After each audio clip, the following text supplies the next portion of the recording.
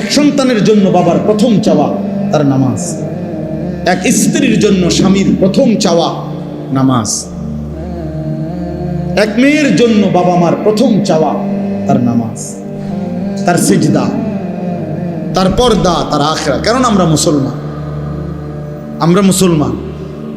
আমরা বেঈমান না, আমরা দুনিয়াদার না, আমাদের গন্তব্য আখিরাত। আজ যদি আমরা মুসলমান ভুলে যাই আখিরাত, তো আখিরাত মনে রাখবে কে? হিন্দু বৌদ্ধরা, ইহুদি খ্রিস্টানরা? ওরা তো বুঝেই না কিছু। আল্লাহ তো কোরআনে বারবার বলছে ওরা বোকা, আহম্মক, লা ইয়াকিলুন, লা ইয়াফকাহুন। কোরআন সুন্নাহ বিহীন, তারা তো দলালিম মুবিন, স্পষ্ট গোমরা।